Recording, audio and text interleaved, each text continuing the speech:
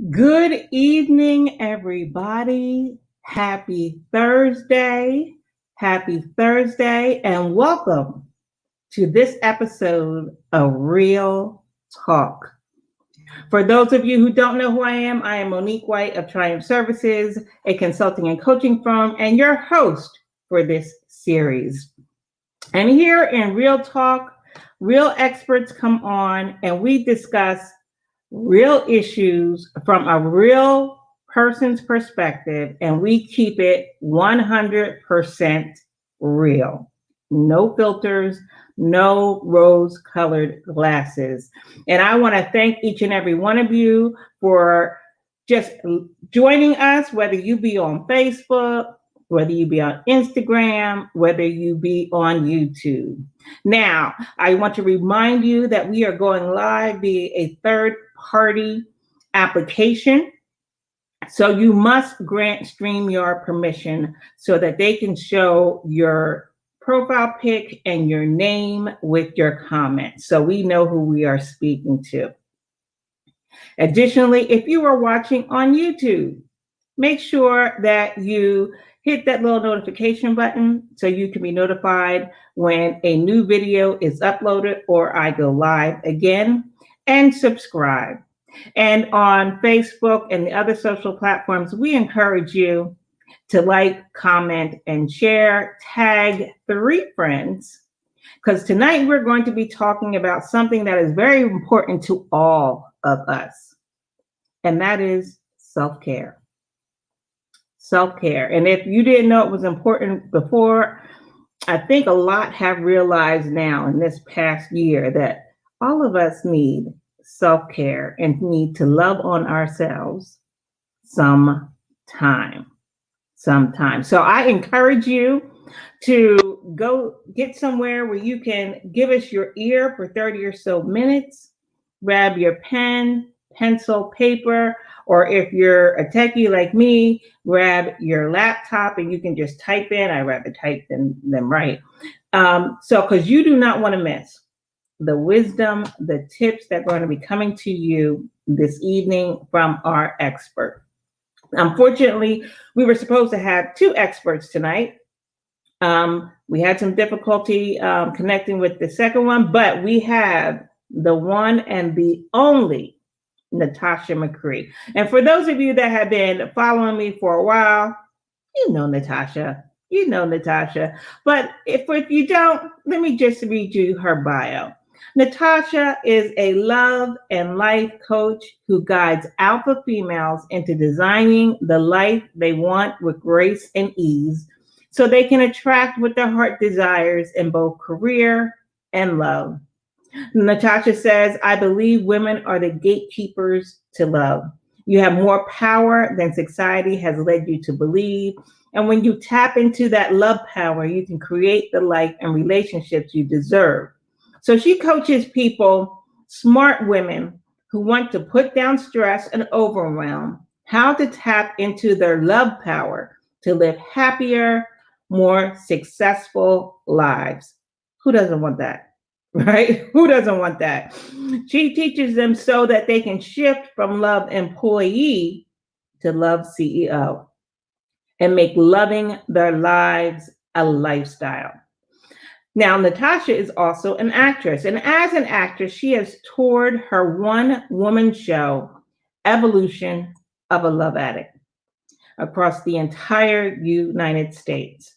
She owns a production company with her husband, where she produces and creates compelling content with strong female leads. Her mission in life is to encourage and empower women through all forms of media. She is the founder of Love CEO Institute, the place women promote themselves from love employee to love CEO via the Love CEO program and private coaching. Natasha has a degree in psychology from Grand Canyon University. She lives the life she has designed for herself, and she'd like to inspire, motivate, and coach you to do the same. Natasha encourages women to face their fears and step into their life's purpose. She believes firmly when you own it, it will work for you. Everyone, help me welcome our guest for this evening, Miss One and Only Natasha McCree. Welcome. Hey, hello, hello, hello. When you own it, every time I hear that, I'm like, yes, yes. Yes, own it, own it. Yeah, guys, it's Friday. I'm sorry.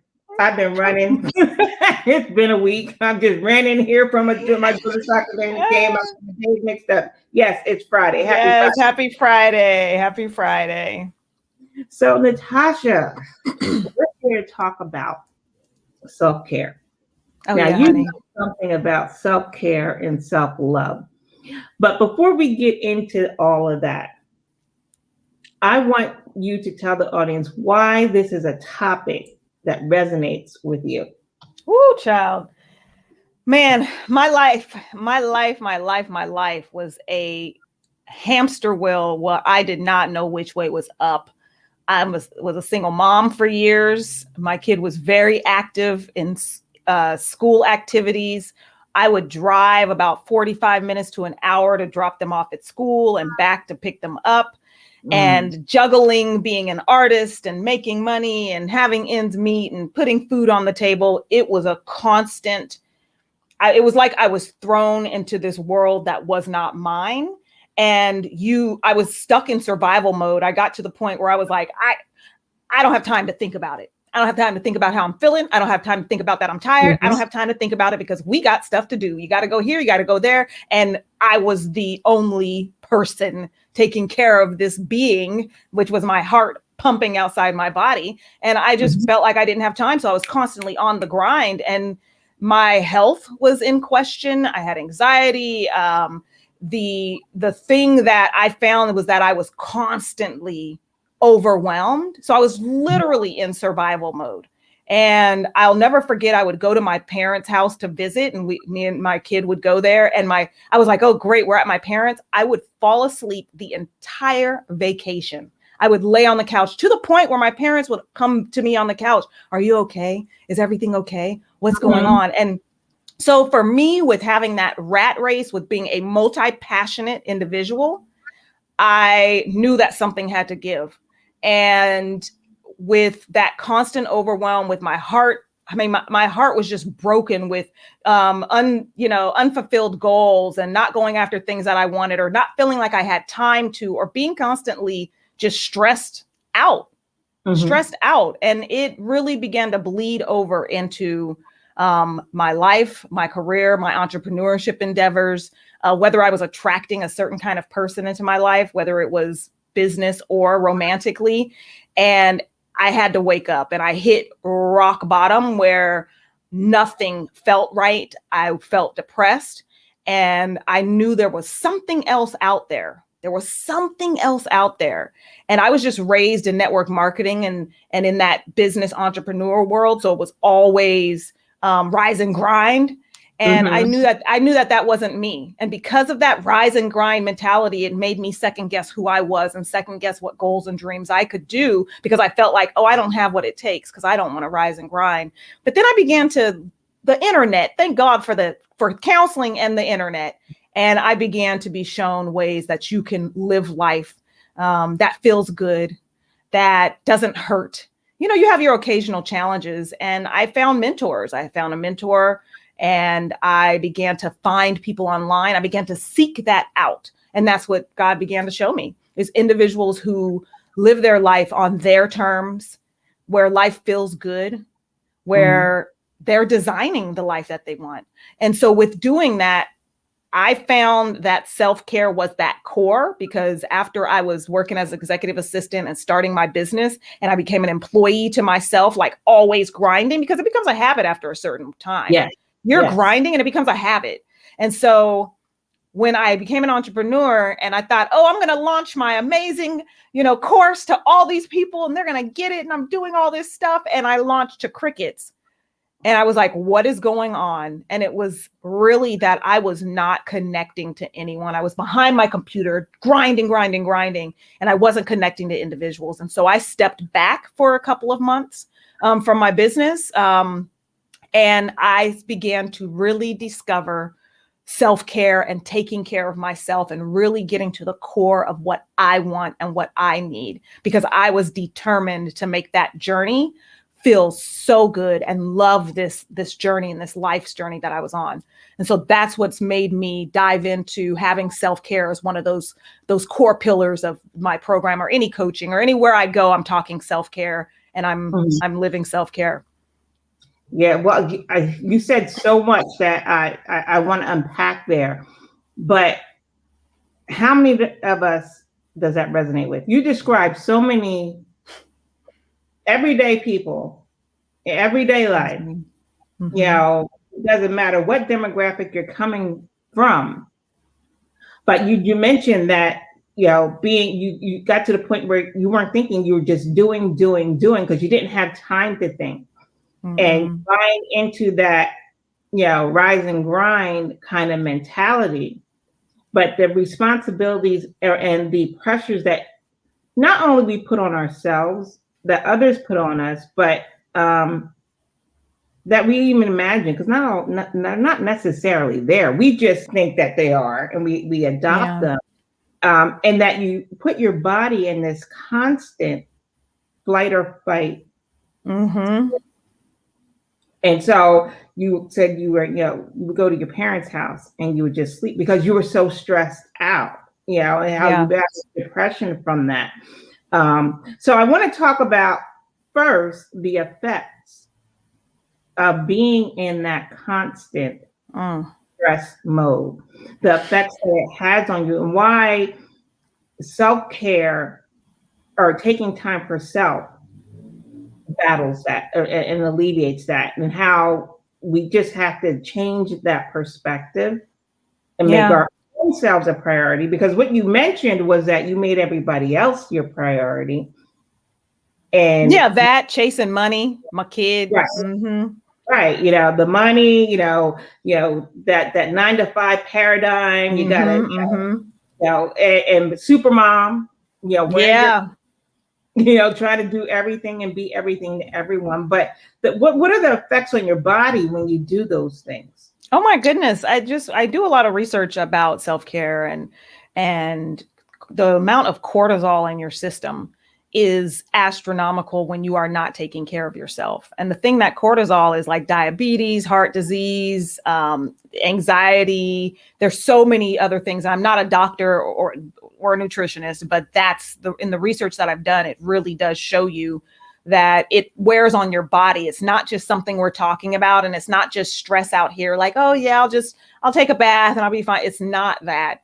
It's really that when you've made this a way of life. Just imagine back in the day, we had cortisol and adrenaline going through our veins because we needed to, like you said, fight or flight. You had the back, you know, the tiger chasing you. So you're like, I'm out, and you're running. But just imagine running constantly in that way and what your body has to go through. So it's really wears on the body, but also you're not able to fully enjoy life.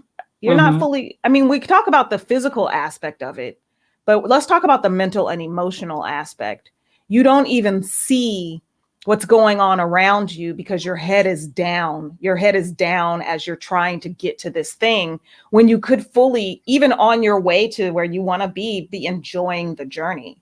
So when you are in a fight or flight mode, when you are highly stressed out, it affects your cognitive behavior, how you think, how you process, how you rationalize, how you strategize. And so when you dive into self-care, it begins to create a magnet of the things that you truly want. Because I feel like we're all magnets, and when we're doing things in life and we are in this perpetual state of not feeling well or not feeling good or constantly stressing ourselves out, that's exactly what we're going to attract to ourselves. More stressful moments, you know, more situations of individuals who are feeling the same way as you, because y'all can have that pity party together. But it really does affect your whole life, your whole heart, right? Physically and emotionally. It will affect your heart. And heart disease is one of the highest causes of death for women, African-American women. It is one of the highest. And so it's really important It's really important that we get a handle on that. Yeah, and I think and the way to get the handle is to first become knowledgeable in it. Yeah, yeah. Get that knowledge. And I wanted to get to it, the attraction piece, but before that, I just wanted to, as you said, that fight or flight instinct is, your stress instinct. It's something that's Yeah. supposed to shut on and shut off. So when you're always on, your body is always on that hyper vigilant mode. Processing everything that comes through you, everything you perceive, everything you mentioned, strategize. Everything is going through that lens. Yeah. So you're reacting instead of responding. So my question to you, which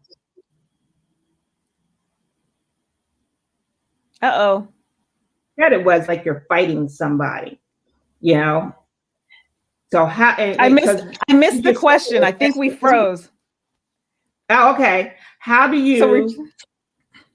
I was saying that how do you strategize when you're in that fight or flight mode all the time, because you're not thinking clearly. You're reacting versus responding. You're processing at a different level. And for me, from a healthcare perspective, I kind of analogize it to overwhelming inflammation, kind of like what's going on now. We'll just take it to the COVID thing. Yeah. Right. Well, since everybody can understand that, I'm just going to put that in COVID. Half the problem is your body is overreacting to things. It's stuck in that inflammation mode, that fight or flight mode, where it's overproducing things. So that's where the blood clots come, because it's not turning that switch off. Yeah. So that's just an extreme of what happens physically when you don't shut that off. You said heart disease, diabetes, high blood pressure. High blood pressure, right, which leads to stroke. It has all these physical things, but the mental, which you just said, was so important. You mentioned strategizing. How are you able to, or are you able to strategize effectively when you're in that mode all the time? I think you can strategize, but I don't think it's effective. I think what you're doing is you're strategizing for survival. Most of the time as a business owner, I truly believe business owners I'm not going to shoot on folks, but it's more enjoyable when a business owner positions themselves in innovation. And most of the time when you're on survival mode, you can't innovate. And you are the person who's not delegating. You need to hire the assistant, but you're finding reasons why not to, even if it's money, but there's alternatives on how to do it. And if you're in survival mode, you're just going to pick up the thing and say, let me do it myself, opposed to being in self-care mode, knowing I need someone else to do this. Right. I have to remind myself, because I have I'm building a team now. So I have 2 people on my team now, and I started out as doing everything. And so my inclination is, I have an event, great, I'm going to go and create the Eventbrite and I'll create this. But now it's like, no, I'm going to go send an email to the person to do the thing. And that way my brain has the freedom to innovate how I run my business versus me just being an employee in my business. I'm just doing the task. So when you are in self-care, I guess when you have a culture of self-care, that's what I'll call it. When you have a culture of self-care, you end up being able to delegate more. You're able to innovate in your business. You're able to strategize effectively, because then you are having a bird's eye view of something. Because usually what happens is when we're in stress mode, we're in a mindset of lack. We're that's just it. We lacking. We think we're lacking. And so there we are. And when we are in that mindset of lack, then therefore that's how we'll respond to things. But when you are allowing yourself to feel good, and allow yourself to have a culture of self-care, then what you have is a mindset of abundance. You have more than enough time. You have more than enough help. You have more than enough resources, and you'll respond accordingly. And I think that's the way you can respond for growth versus responding for survival. So you responding for survival, or are you responding for growth? And I think that's the difference. And that's key. And that's key. Yeah. And I love what you said, allowing yourself to feel good. You're not supposed to say good, people. I'm trying to talk and type at the same time. Allowing yourself, I can't choose bubble gum and walk. Allowing yourself, giving yourself permission to feel good. But you mentioned this culture of self-care. Culture of self-care. Yeah. How do you cultivate a culture of self-care? It's really becoming a habit. I teach you and I discussed my self-care workshop that I do quarterly. We just did one, so we won't be having another one until July, and it's something I do for free because I think everyone needs to have these foundational tools. And so with that, when you are developing a culture of self-care, it's that there's 4 pillars for that. And one of the main pillars is really deciding you're going to feel good, having accountability, and it's a matter of making the choice. When you make the choice that this is what I'm going to do and align yourself with other individuals who are living that way, then you will be able to adhere to this. Because so many times we get on lives, we might see this, you get on some other stuff, or you read a book, and it's like you said earlier, just taking in information. And it's just like this information overload. And what you need to do is find those things that apply to you, like personalizing it. I'll give you one major step is we always talk about love languages. And oftentimes we think about love languages for the other individuals, but I would encourage you to find out your love language for yourself and begin to activate self-care in that way. What makes you feel good? And the example I can give you is my self-care is physical touch. So me giving myself massages, or I have this facial roller. Oh my goodness, it feels so good. It excites me. And that's one of my physical touch. I have a friend whose is gifts. And so whenever she has extra money, she'll just buy a gift card to some of her favorite places. And so it really speaks to her self-care, but it's really important for your self-care plan to be well-rounded. So you're covering emotional, physical,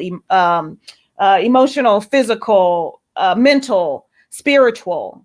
Those are the 4 that I cover in my workshop, but there's tons of other ones. There's financial self-care, but just take one step at a time. And I would encourage you to find your love language and then also just start unplugging. You have to start unplugging. Just like before we jumped on this, I knew usually my Fridays are free. I'm not doing anything Friday. So usually at about Friday noon, I'm like, I'm done. I'm looking for either the margarita or just going out to the beach or something. And so I knew I was coming on this. So at about 2:30 after lunch, I just said, okay, I'm going to go meditate, because I knew mentally, in order for me to show up for myself, in order for me to enjoy this journey, like I was like, great, I'm getting on with Monique. I wasn't like, oh, this is the end of the week, I got to get on with Monique. It wasn't like that because I had done my meditation. I woke up, I was like, hey, this feels good. I'm good to go, because I took a moment just to stop my mind. And that's half the battle, is to get the mind to stop. Because we get the hamster wheel, the stories we're playing, the negative self-talk, all of that is real. It's real. And it's not saying I've had the answers and I don't have those things. It's just that I have a big toolbox now. That's what it is. I'm not saying I don't negative self-talk doesn't come up. Trust me, I got my affirmation cards on my desk because negative self-talk creeps up, but I've done the work. And so now I got these tools, and it takes a hold of me for less amount of time. I think that's the key. Yeah. You said, you amass the tools and you do the work. So the impact of it is lessened. And so, but before all that though, you had to learn your own self-awareness. You had to learn what makes you, and so many, and unfortunately, it just breaks my heart now. sometimes we pour ourselves into these roles, into these titles, into these positions, and ministries and purpose, that we lose ourselves in it. Sometimes it's easier.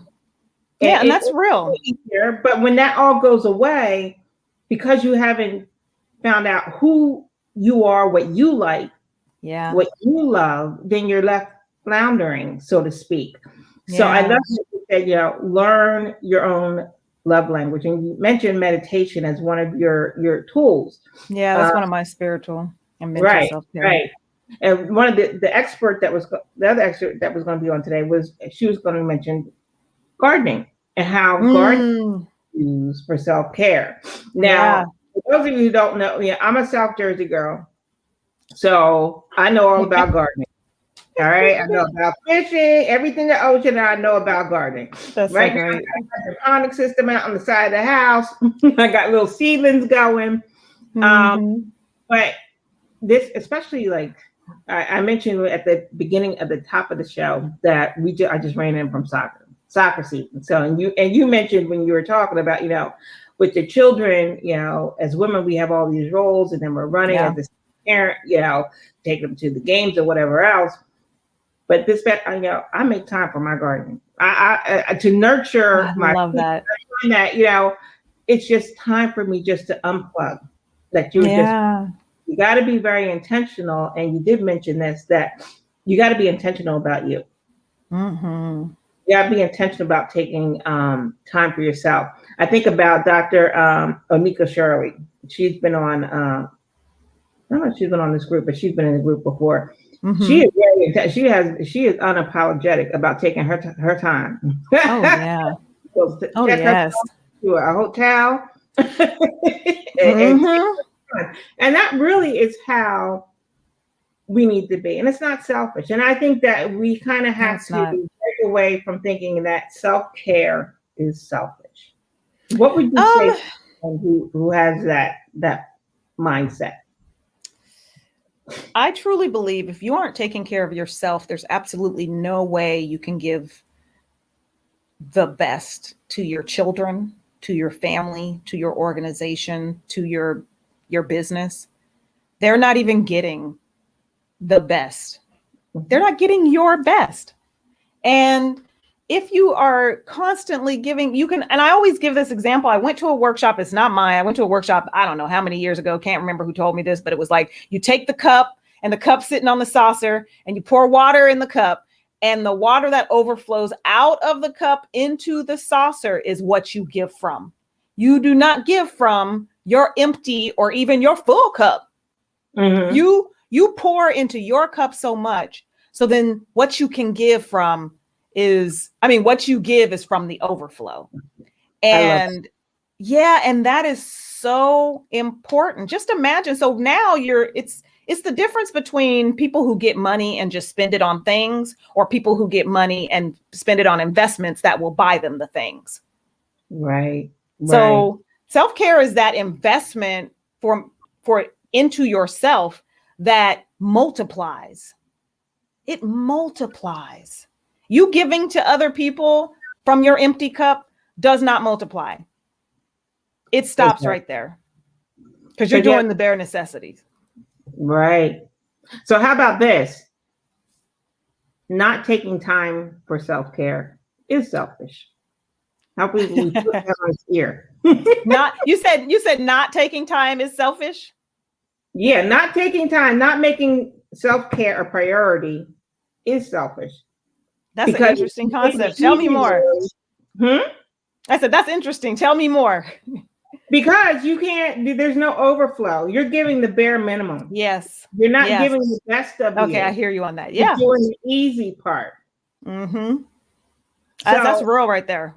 Yeah. So, because I say to families all the time, if you don't take care of yourself, you're not going to be able to take care of this loved one when we send them home. You're not going to be able to do it. No. And that goes the same for what you said. If you don't take time, and I love the illustration that you just said, you pour out of the overflow. Yeah. Not the little dregs at the bottom. Because that's really what you're giving if you don't take time for self-care. So Yeah. just the bottom of the coffee cup. Who wants that? Who wants that? No. Nobody. And it's not serving you. That doesn't feel good. I'm into how can I just make my life so grand and feel good, even in the midst of things when you have challenges, when there's some dissension going on. But I'm still searching. I'm like, how do I make my life feel amazing? How do I do that? And I feel like we don't know how much time we are going to be on this planet. Right. And do you want to go out like that? Right. I'm not ready to go out, but I'm living fully. But there were times in my life I was like, please don't take me out because that's my legacy. I'm gonna be living like that. That's gonna be my legacy. No, what's your legacy? We're not on this planet simply for ourselves. And we are a collective. Mm-hmm. We are a collective. And we learn and we grow and we're connected to each individual on this planet. It's kind of like when you get on a ship and they're saying, oh, you can only, or on a plane, you get on a plane and they're like, you can only carry this amount of baggage. The airplane's not doing that just because they want to be selfish and make money. They're doing it because you can only the plane can only fly with a certain amount of baggage. So we all have to do our part.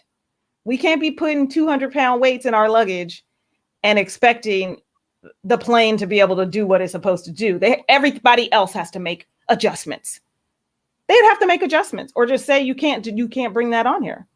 And of course, planes, they allocate for the overflow. But if we don't take care of our own baggage, how are we affecting our brothers and sisters? How are we affecting that person that we interact with daily? How are we affecting our children?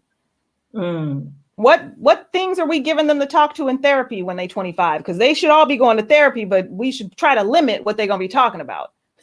and if we're not taking care of ourselves, you're going to give your children a whole hell of a lot to talk about in therapy. That is so true. But yeah, I love it. You just said, we all have a responsibility to each other, but but it's to yourself. But it's to the self first. So it's I just got loud again. I'm always going into this, but it's to yourself. Did you catch that? We were just talking about this before we went on. We're like, by the end of the conversation, we'd be like, and you know what else? Absolutely, but it's true. It needs to be said that the responsibility starts with you. We say it really does. It starts with you, and then from taking care of yourself, you're able to take care of others. You're able to enjoy the journey, enjoy life. Yeah. That we have learned in this past year is tomorrow is not promised. It's not. Tomorrow is not promised. And so we got to enjoy and live each day to the fullest. And God has given us a directive. He's given us a purpose to achieve. The word says, I know the plans I have for you, and not to harm you, but to bring you to an expected end. So you got to get to that end. You have you have a responsibility, and that responsibility starts within.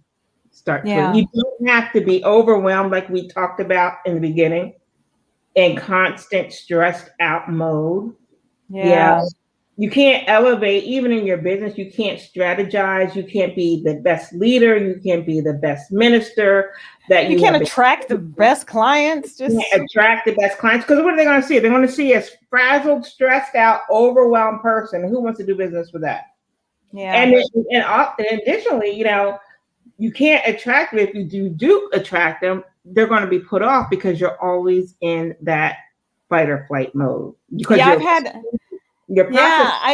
that lens. It's really true. I recently had an interaction. I won't go into great details, but I was working with somebody and their energy was just very much scarcity, survival mode. And in the past, I would have plowed through with them, but I had paid them half and I was like, you keep that and I'm good.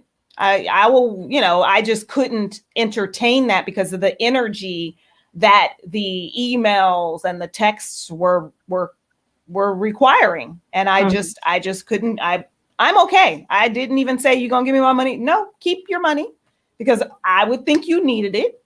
And I just feel like it was more conducive to my well-being and probably theirs, because I feel like it probably wasn't a good experience for them too. So I'm not knocking that person, but my interpretation of this was that they're in survival mode and scarcity. And so, and that's just my interpretation. However, I didn't want to participate in that.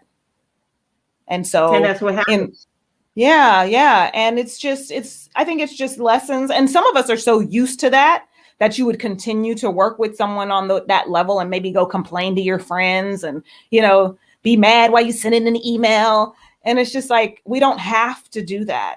And I had to think from the level of abundance, and there is enough. And there is someone who's like, oh, gotcha. You need me to do this? Okay, got it. And they're on it. And I have found someone like that. And I'm like, bet, just do it, and it was amazing. It was amazing to be able to shift that, like to see the difference, because I even questioned myself for a little bit. I was like, dang, am I not committed? What's happening with? And I was like, no, that's not the case. And so we have to remember that is for ourselves, not even for even for that person. It's not even for Natasha, it's for themselves. Like, how does this feel for you? How can you design your work the way it feels good to you? Does it feel good to you? And if it doesn't, then do something different, Right. And I think, that goes back to what you said about allowing yourself to feel good, giving yourself permission to not plow through, giving yourself permission to say, okay, this isn't working. This isn't, and whether it be, in a relationship or in business, this is, if this doesn't align with what my values, or this isn't how I do business, it's okay to let people go and let them go with God. Yeah. About their way. Nothing wrong with that. But you have to give yourself permission to be able to do that. Because like you said, so many, like you said, you used to plow through and try to force something. Forcing something. 1 second. I'm sorry, I need to charge my phone. My computer decided to tell me it was about to die. Okay, I'm good. Okay. I know that was just so messing up your show. Sorry. We are live people, so that just keeps happening. But we keep. But you know what? Also, when I think about it from a self-care perspective for the individual, but also for myself. Like it's self-care. If self-care is the best practice of an abundance mindset, self-care is the best practice for that, because if you're not in an abundance mind, usually you're in scarcity mindset. When someone says, oh no, I can't put 2 hours on my calendar for just nothing, it's like a scarcity mindset. Or, oh no, I have to take that client because I need the money. That's a scarcity mindset versus, is this client aligned with how I want to do business? Right. We do have choices, and so I think it's just self-care, bringing it back around, is self-care is one of the best practices of an abundance mindset. Because if you are not willing to lean into you're going to want to check yourself, because you are probably living in a scarcity mindset. Sorry, kick me off my soapbox. It's okay. Right. And I say that because that's how I was. Some people are going to have to sit down and think about that. But I had an interaction, and I could not understand how you run business that way. So many survival mode, probably. You want business, and at the root of it is a scarcity mindset. You're always trying to take advantage. You're always looking for, to one up someone, but you don't have to do that. And at the end of the day, does that really feel good? No, I don't it know. Sometimes that's all people know. So that's why when you've asked me earlier, what do people do? How do they start leaning into that? You start surrounding yourselves with individuals who have done it or who are striving to live that life, that lifestyle. If they're looking to live a culture of self-care, then great.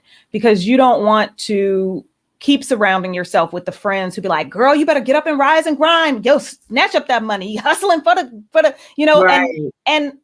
and it's not saying you got to diss your friends who feel that way, but if that's not you, and let me back up. I know some people who rise and grind, and that is a great strategy for them. They only need 4 hours of sleep. That's not me. And so you want to decide for yourself, if things are not working for you, how can you make that shift and find your tribe, find the accountability that you need, find other individuals, find someone who's living that lifestyle for that type of guidance. But it's really important that you make the choice and then surround yourself with other individuals who are doing it that way. Because if you're talking about you want to chill out and relax, and because you've taken no more working on the weekends, and you got friends who are talking about they got to work on the weekends, y'all want to do a power session on the weekend. And I mean, on the regular, sometimes you do that. But if it's a lifestyle, it's like, no, we make self-care a lifestyle in my practice. That's hands down number one, bottom line, major pillar, the foundation of building your empire is self-care. Right. Make self-care a lifestyle. I love it. I love it. You have said so much. You said, about giving yourself permission to feel good, being intentional, making the decision. And you also said accountability and finding people in alignment with your culture of self-care. And you also discussed about cultivating a culture of self-care. And, you mentioned it starts with you. It really does. I love it. I love it. Thank you, Natasha. Thank you, of course, for joining me and sharing your expertise with all of us. I love it. I'm a student. I may have the expertise, but I am a student as well. Well, we appreciate all of your learning. We appreciate your willingness to share it. Where can people find you? They can go to natashamccrea.com on everything. It's MCCREA is the spelling. It's natashamccrea.com. And you'll get connected to me through all social on IG, Facebook, even my website. Okay. All right. Wonderful. I'm typing it in here in the comments for anyone that missed that. It's natashamccrea.com. Thank you, everyone, for joining us. Thank you for allowing us into your space. And I will see you back here. I am Monique White of Triumph Services, your host. And we will see you back here next month for the next episode of Real Talk. Have a great weekend, everyone. Bye-bye now. Bye, everyone. Thanks.